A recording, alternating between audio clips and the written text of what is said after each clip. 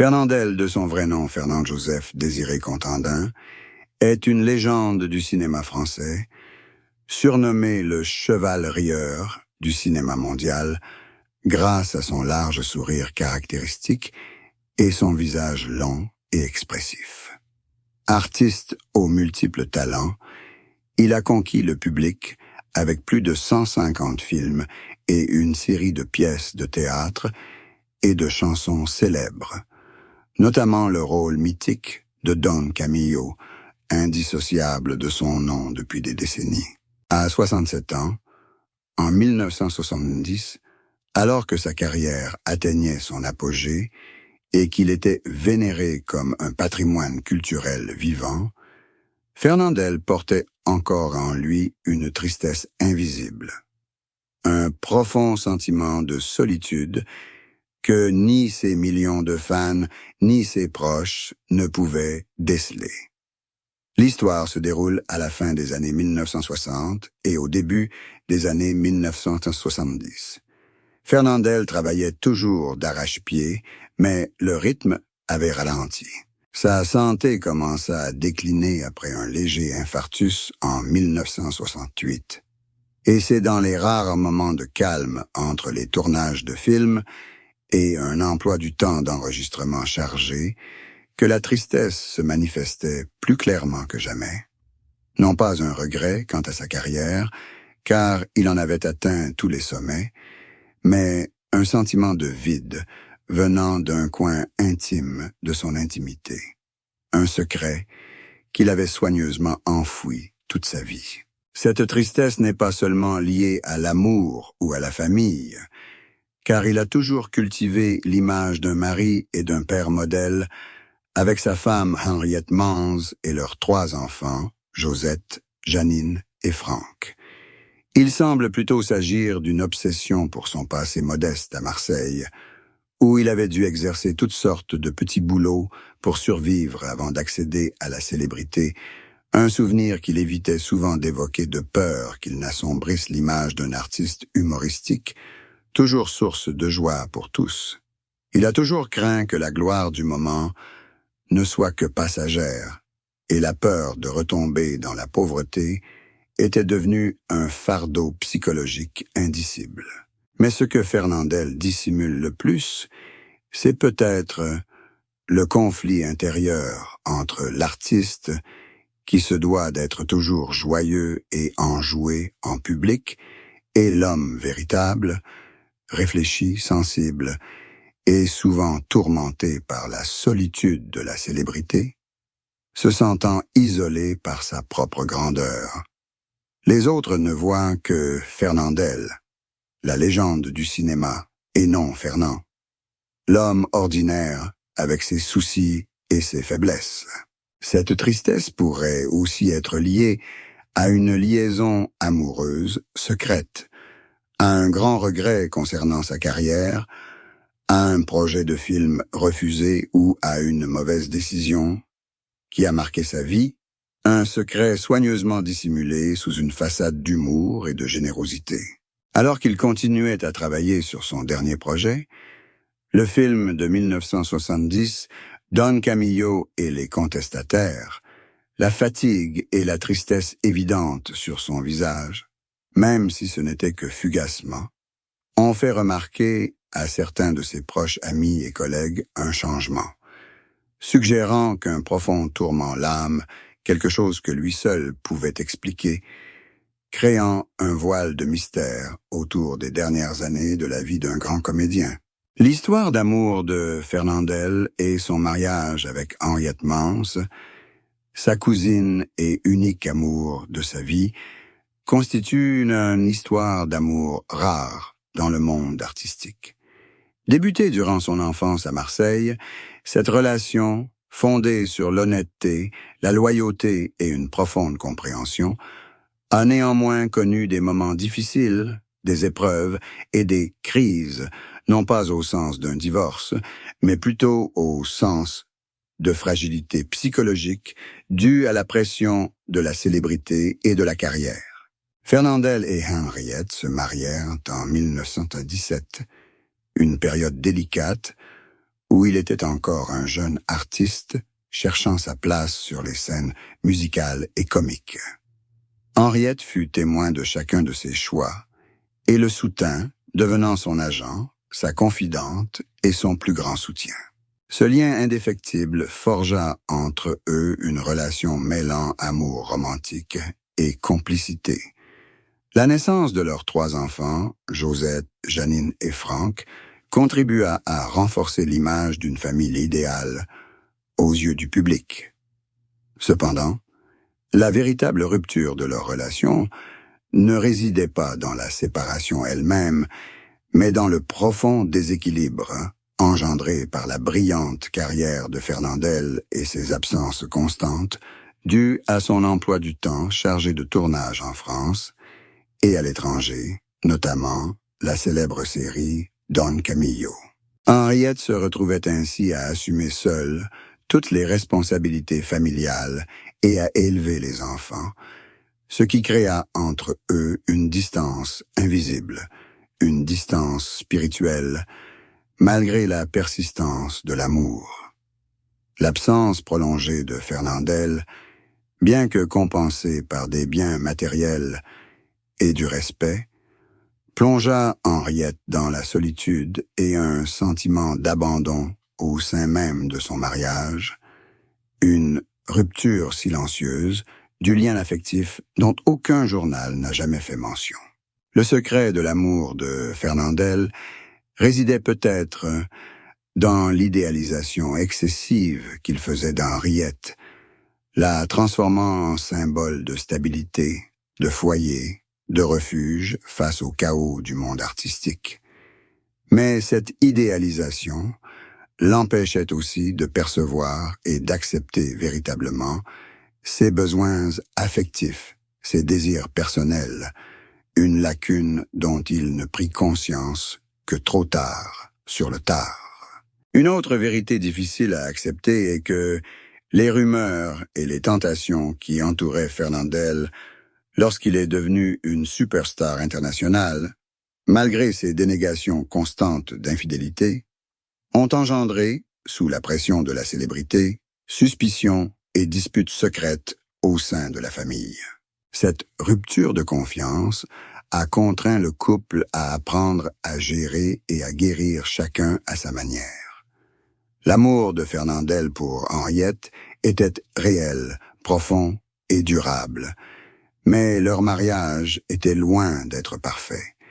Preuve que même les relations les plus solides peuvent être fragilisées par les pressions extérieures et les sacrifices personnels. Des blessures que Fernandel dissimulait derrière le masque d'un mari dévoué, contribuant à l'indicible tristesse qui l'a accompagné jusqu'à la fin de sa vie. Fin 1960, alors qu'il travaillait sur Don Camillo et les contestataires et que sa santé déclinait, Fernandel accorda à sa dernière interview une conversation intime et profonde avec un journaliste proche. Il y osa aborder publiquement, pour la première fois, le sujet de sa tristesse personnelle, avec l'ambiguïté nécessaire à la préservation de son image publique. Mais les mots qu'il prononça à 67 ans éclairèrent d'un jour nouveau le fardeau psychologique qu'il portait depuis tant d'années. Il décrivit sa tristesse non comme des regrets, mais comme une profonde fatigue de l'âme, le sentiment d'avoir passé tant d'années à plaire aux autres, masqué d'humour et d'optimisme, qu'il avait oublié comment être heureux lui-même dans l'intimité. Un épuisement émotionnel né de la nécessité de maintenir une image qui ne reflétait pas sa véritable nature. Fernandel confiait que cette tristesse provenait de la solitude engendrée par la célébrité, un mur invisible qui le séparait du monde extérieur, l'empêchant de se fier pleinement à la sincérité de son entourage. Il craignait toujours qu'il n'aime que Fernandel, la légende, et non Fernande, l'homme, une crainte qui le poussait à la vigilance et à l'isolement, même au sein de sa famille et de ses amis les plus proches. Évoquant ses débuts à Marseille, Il avouait que le souvenir de la pauvreté et des tentatives désespérées de survivre était devenu un démon qui le hantait, persistant. Même devenu millionnaire, il ne pouvait se défaire de la peur de la ruine, une peur irrationnelle qui le poussait sans cesse à travailler sans relâche, faisant de lui un travailleur acharné jusqu'à l'épuisement. C'était cette obsession qui constituait une part importante de la tristesse qui le rongeait. La confession la plus profonde de Fernandel, à un âge avancé, fut son regret de ne pas avoir pu vivre pleinement sa vie. Il avait le sentiment d'avoir sacrifié trop de temps et d'énergie au travail, d'avoir manqué de précieux moments avec sa femme et ses enfants, et maintenant, alors que le temps lui était compté, il réalisait que cette perte était irréparable. Il employait l'expression « la solitude du comédien » pour décrire sa situation. Toujours obligé de faire rire, mais sans personne à qui confier ses larmes ou ses faiblesses. Cette tristesse s'accompagnait aussi de l'acceptation de ne pouvoir achever son dernier rôle, celui de Don Camillo, en raison de sa santé fragile, une grande déception professionnelle, un projet qu'il considérait comme son ultime legs. À travers ces mots, prononcés à 67 ans, Fernandel ne cherche pas la pitié, mais la compréhension de l'homme véritable. Un homme qui a vécu une vie intense, mais aussi marquée par des fardeaux psychologiques. Un homme bien plus complexe que l'image d'un personnage joyeux et innocent que le public connaissait. Le parcours de Fernandel est une épopée de persévérance et de talent inné. Une carrière qui s'étend sur plus de 5 décennies. De ses débuts sur les petites scènes des cafés musicaux marseillais, où il gagnait sa vie grâce à des numéros d'humour brut et au chant, jusqu'à son ascension au rang de superstar international du cinéma, une transformation incroyable qu'il a dû accomplir avec acharnement. Mais au cours de cette brillante carrière, Fernandel a gardé secret bien des aspects, tant personnels que professionnels. Le plus grand secret de son parcours réside dans son manque de confiance initiale en son physique, notamment en ce qui concerne son visage allongé et son large sourire caractéristique, devenu par la suite sa marque de fabrique.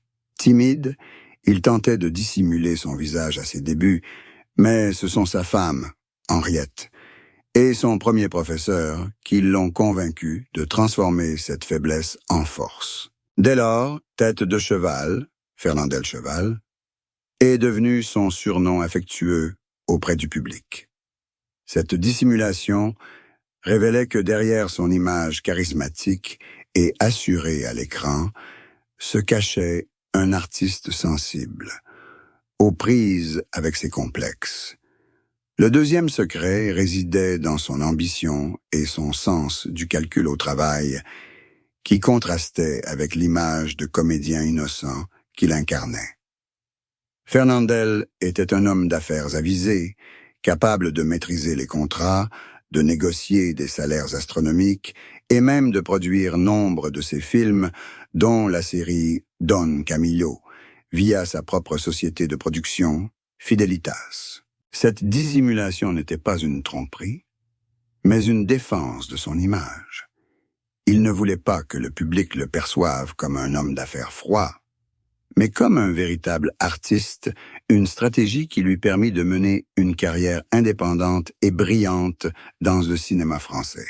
Le troisième secret était la pression liée au rôle de Don Camillo, le prêtre qu'il interpréta pendant 20 ans, un rôle qui lui apporta une renommée internationale, mais qui, involontairement, façonna excessivement son image publique, le faisant se sentir prisonnier de ce personnage. Il aspirait à s'en affranchir et à explorer des rôles plus sérieux, mais était toujours ramené par le public et les producteurs à cette image familière. Cette dissimulation était la tristesse d'un artiste qui souhaitait explorer la profondeur artistique, mais était freiné par son succès commercial. La carrière de Fernandel fut une succession de décisions judicieuses et de sacrifices personnels, mais les secrets qu'il a gardés pendant des années révèlent qu'il luttait contre des insécurités, de l'ambition et un désir d'être davantage reconnu, des facteurs qui ont contribué à la création d'une légende cinématographique complexe et humaine.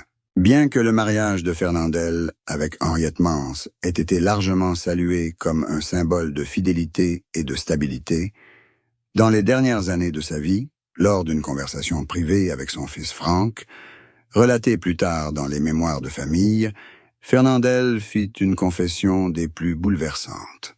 Il ne s'agissait pas d'une infidélité physique, mais d'un amour impossible qui l'avait hanté tout au long de sa carrière, une liaison purement émotionnelle avec une femme autre que son épouse, une relation qu'il avait refoulée et enfouie au plus profond de lui-même. Cette confession troublante concernait sa relation particulière avec la célèbre actrice Colette Darfeuille, avec laquelle il avait collaboré sur de nombreux films dans les années 1930 et 1940, et qu'il décrivait comme « la seule femme au monde qui comprenait ma solitude intérieure ». Fernandel confie à son fils que, bien qu'il aimât profondément Henriette comme une partenaire, une compagne de vie, c'était Colette qui partageait avec lui le poids et la pression psychologique de la célébrité, qui, derrière son masque d'humour, percevait le Fernand fragile et sensible qui se cachait en lui, une connexion spirituelle qu'il n'avait pu pleinement trouver, même au sein de leur mariage stable.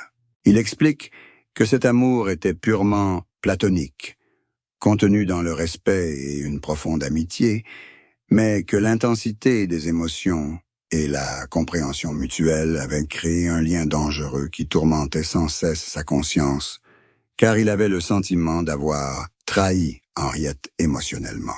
Le besoin constant de dissimuler cette relation si particulière, de contrôler ses expressions et de maintenir une distance professionnelle avec Colette Darfeuille sur les plateaux de tournage, devint une source de tension et de tristesse permanente, un secret qu'il porta tout au long de sa vie d'artiste.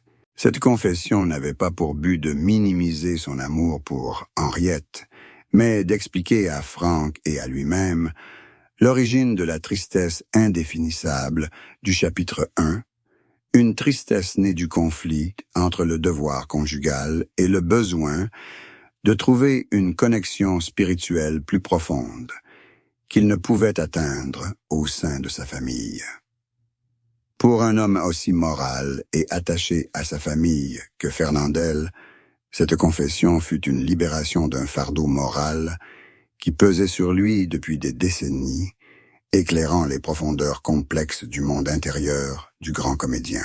À 67 ans, confronté à une santé déclinante et à la vérité de son chagrin personnel, Fernandel n'évoquait pas un nouveau mariage au sens traditionnel du terme.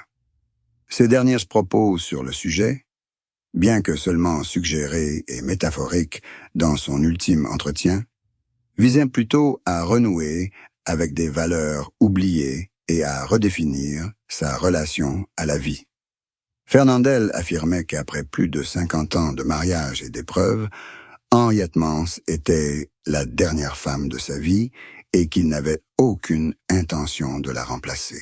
Il reconnaissait cependant la nécessité d'une réconciliation avec elle, non pas suite à une dispute, mais en raison de la distance spirituelle que sa carrière avait engendrée. Ce que Fernandel recherchait, en réalité, c'était un nouveau mariage avec Henriette, une nouvelle étape de leur relation où ils pourraient enfin se défaire du masque de l'époux parfait et du père exemplaire, pour redevenir le vrai Fernand. L'homme fragile, fatigué et en quête d'affection, un lien authentique, affranchi des contraintes de l'image publique. Il affirme que, si une nouvelle relation doit voir le jour, elle doit être une relation de silence, où lui et sa femme peuvent s'asseoir côte à côte sans avoir besoin de prononcer un mot, où la simple présence de l'autre suffit à combler sa solitude, Un besoin qui contraste fortement avec la vie bruyante et joyeuse qu'il s'est construite.